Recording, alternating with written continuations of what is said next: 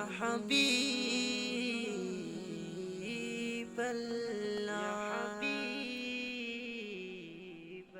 মনে বড় আশা ছিল যাব মদিনায় মনে বড় আশা ছিল যাব মদিনায় সালাম আমি করব গিয়ে নবী রোজায় সালাম আমি করব গিয়ে নবী রোজায় চলো যাই সবাই মক্কা মদিনায় চলো যাই সবাই মক্কা মদিনায় আরব সালামুন আলাইকুম সম্মানিত ইসলাম বিশ্বাসী বন্ধুগণ এবং ইসলাম অবিশ্বাসী বন্ধুগণ।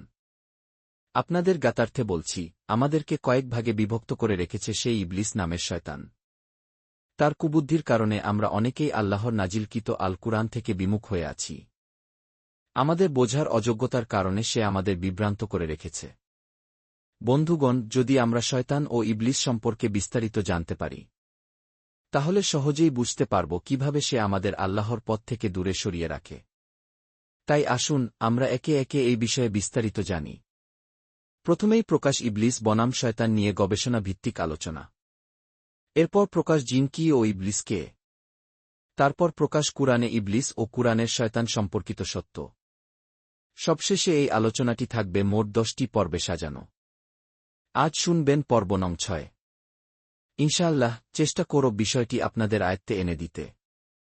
যদি আমরা তা বুঝতে পারি, তবে সবাই আল্লাহর দ্বীন ও কুরআনকে বিশ্বাস করতে পারব। প্রাণভরে ও অপেক্ষা করে শোনার জন্য সবাই প্রাণঢালা অভিনন্দন। দয়া করে সবার মাঝে পৌঁছিয়ে দেন। নতুন কিছু পাবার জন্য সাবস্ক্রাইব করুন। আপনাদেরকে ধন্যবাদ। প্রচারে EIQ চ্যানেল।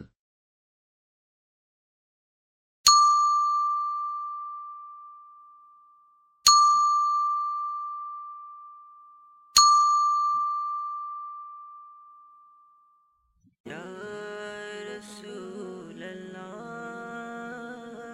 يا حبيب الله মনে বড় আশা ছিল যাব মদিনায় মনে বড় আশা ছিল যাব